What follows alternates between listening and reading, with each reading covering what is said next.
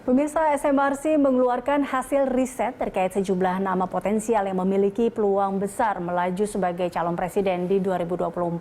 Untuk membahasnya, kita sudah bergabung dengan manajer program Saiful Mujadi Research and Consulting SMRC, Saidiman Ahmad. Terima kasih Pak Saidiman telah bergabung bersama kami dalam Prime Time. Ini dari hasil survei, ini apa hal yang cukup menarik dari hasil survei SMRC ini? Karena kita lihat ada 3 nama yang memang cukup ramai diperbincangkan dalam pemilihan atau menuju pemilihan atau pemilu 2024, yaitu ada nama Prabowo, Ganjar, dan Anies. Ya, sebetulnya memang kita temukan bahwa secara konsisten dalam beberapa waktu belakangan ini kita selalu melihat bahwa ada 3 nama yang menempati urutan teratas dari preferensi publik untuk sementara ini. Yang pertama itu adalah Pak Prabowo Subianto, kemudian Pak Ganjar Pranowo, dan Anies Baswedan. Untuk sementara ini dari berbagai simulasi yang kita temukan, misalnya dari pertanyaan semi terbuka 42 nama kita ajukan kepada responden, lalu kita juga beri kesempatan mereka untuk menyebutkan nama-nama lain. Yang pertama dipilih itu adalah Pak Prabowo Subianto dengan suara 18,1%, kemudian Pak Ganjar Pranowo 15,8%, kemudian Pak Anies Baswedan 11,1%. Dan ini secara konsisten, urutan ini secara konsisten kita temukan dalam misalnya simulasi 15 nama, kemudian simulasi 8 nama, dan simulasi 3 nama. Ini konsisten demikian, tapi yang menarik saya kira adalah perubahan pergeseran preferensi publik itu dari 3 nama ini. Kita menemukan bahwa walaupun Pak Prabowo Subianto masih berada di urutan atas, tetapi nampaknya dalam setidaknya dari tahun lalu sampai sekarang itu terjadi penurunan suara Pak Prabowo Subianto. Misalnya pada survei Oktober 2020 kita menemukan ada 21,8% yang memilih Pak Prabowo dalam simulasi 42 nama itu, dan sekarang kita temukan 18,1%. Ini agak berbeda dengan Ganjar Pranowo yang justru mengalami kenaikan secara konsisten sejak tahun lalu sampai sekarang. Pada periode yang sama Pak Ganjar ketika itu dipilih sekitar 6,9% pada Maret 2020, dan sekarang sudah 15,8%. Jadi ada kenaikan. Dan itu terjadi di semua simulasi kita temukan. Misalnya pada pertanyaan tertutup untuk 3 nama saja kita ajukan Pak Prabowo, Pak Ganjar, dan Anies Baswedan. Memang urutannya Pak Prabowo masih di atas, tetapi kalau kita bandingkan dengan survei Mei 2021 itu yang mengalami kenaikan adalah Pak Ganjar, sementara Pak Prabowo itu cenderung mengalami penurunan, dan Anies Baswedan relatif stagnan begitu ya. Oke, lalu sebenarnya apa faktor yang memang paling menentukan dalam pemilihan nama capres ini? Kenapa 3 nama ini masih menjadi pilihan atau terkuat saat ini?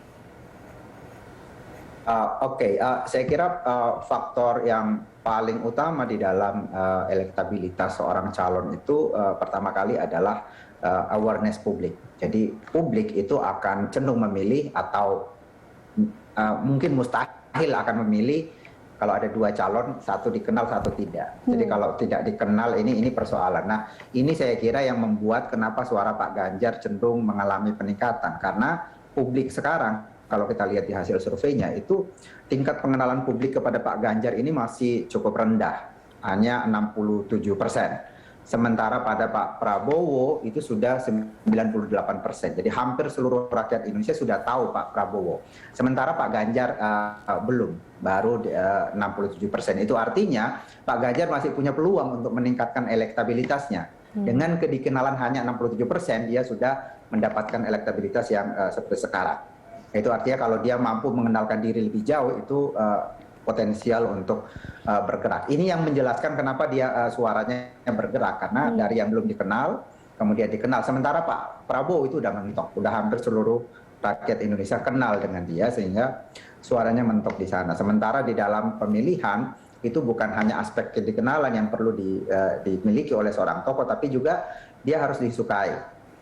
Lalu kemudian dia dipilih. Nah, kita juga melihat pada Pak Prabowo, misalnya kita bandingkan ya Prabowo dengan Ganjar Pranowo, itu tingkat kedisukaan publik pada Ganjar Pranowo itu jauh lebih tinggi 85% dari yang tahu itu menyukai Pak Ganjar. Sementara pada Pak Prabowo misalnya hanya 73% dari yang tahu itu suka pada Pak Prabowo. Jadi apa namanya, temuan ini yang kemudian atau tingkat kedisukaan ini yang kemudian menyebabkan ada pergerakan positif pada suara Pak Ganjar dibanding dengan Pak Prabowo. Oke, tapi Pak Saidiman, bisakah kita mengatakan atau mungkin menurut Anda apakah ada korelasinya, bisa dikatakan seperti itu, antara jumlah pemilih yang juga menjadi basis partai politik tentunya dengan nama-nama capres ini? Ya, di dalam rilis kita hari ini kita juga mengemukakan satu apa namanya metode eksperimental. Kita ingin menguji apakah bagaimana efek calon terhadap partai atau sebaliknya. Kita menemukan bahwa ternyata publik kita itu lebih cenderung memilih atau mempertimbangkan aspek kualitas personal dari calon atau capres itu sendiri dibanding partai politik.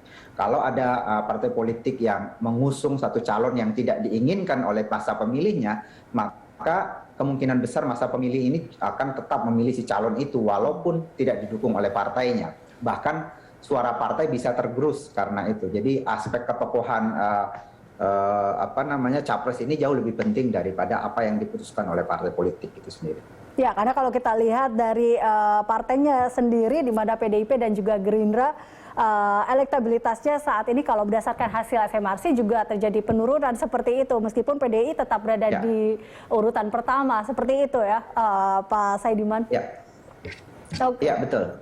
Baik, nah ini kalau kita lihat mungkin apakah selain faktor psikologis pemilih juga, kualitas capres dikenal oleh publik, adakah faktor-faktor lain yang membuat akhirnya 3 nama atau lebih kepada 2 nama Prabowo dan juga Ganjar ini akhirnya memang jadi top 3 lah, bisa dikatakan seperti itu? Ya, saya kira agak berbeda kasusnya. Pada kasus Pak Prabowo memang Pak Prabowo diuntungkan karena dia sudah politisi lama, dia pemimpin partai politik dan sudah 2 kali maju sebagai capres, sehingga kedikenalan dia itu lebih tinggi. Sementara pada saya kira 2 nama ya yang menempel ketat Pak Prabowo itu Pak Ganjar dan Pak Anies ini lebih diuntungkan karena dia adalah pemimpin atau kepala daerah. Dan sekarang ini kepala daerah atau pemimpin politik sangat dibutuhkan di dalam menangani krisis ekonomi dan juga krisis kesehatan ini. Jadi peran mereka di masyarakat itu lebih terlihat sebetulnya, sehingga itu juga mendatangkan keuntungan elektoral dan meningkatkan kedikenalan dia di kalangan publik.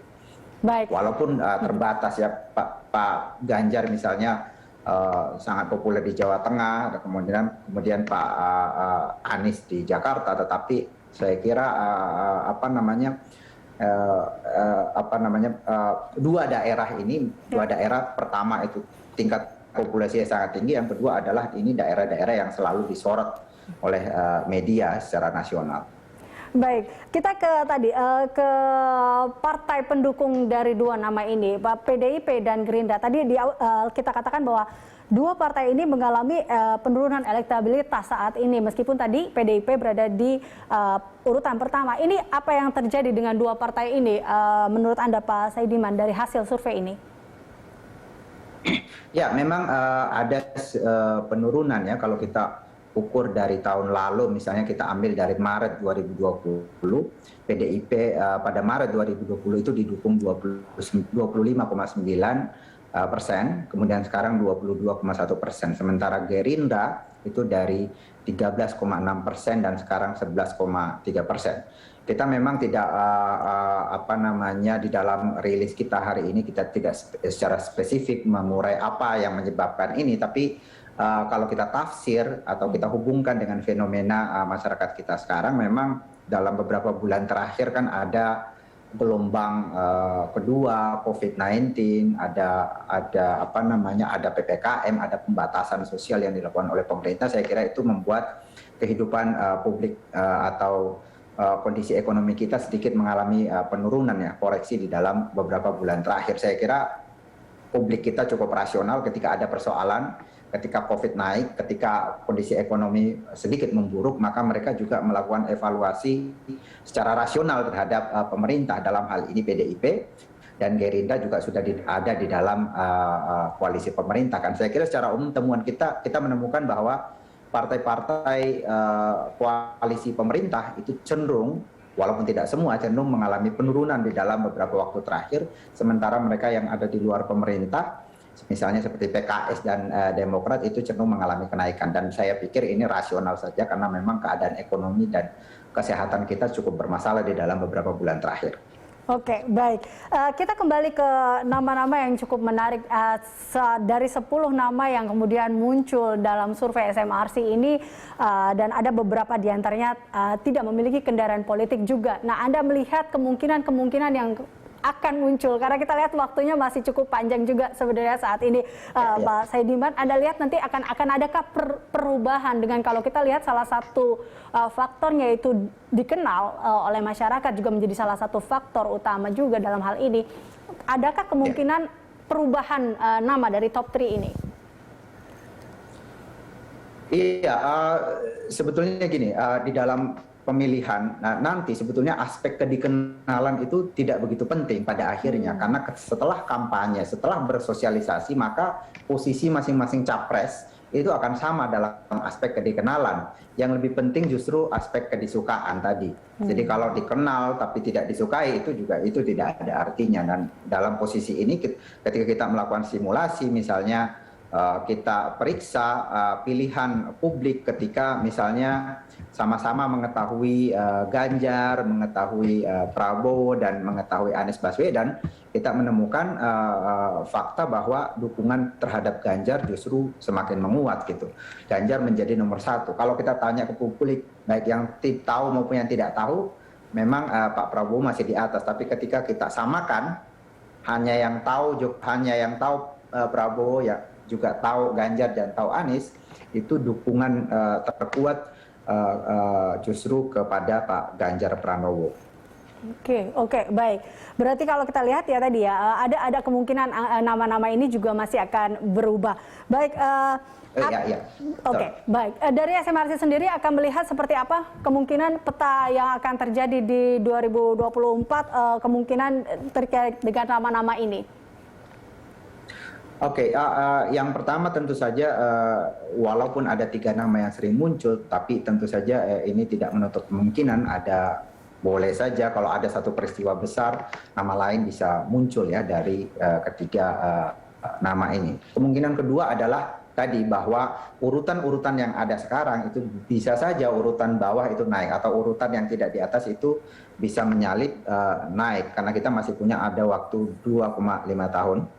2,5 tahun sebelum pemilu 2024, dan kita punya pengalaman tahun 2011 misalnya, 2,5 tahun menjelang 2014, di mana saat itu sama-sama tidak ada incumbent seperti keadaan sekarang. Waktu itu Pak Jokowi belum masuk dalam 3 besar, tapi kemudian naik, dan saya kira itu bisa saja terjadi kalau ada satu peristiwa besar.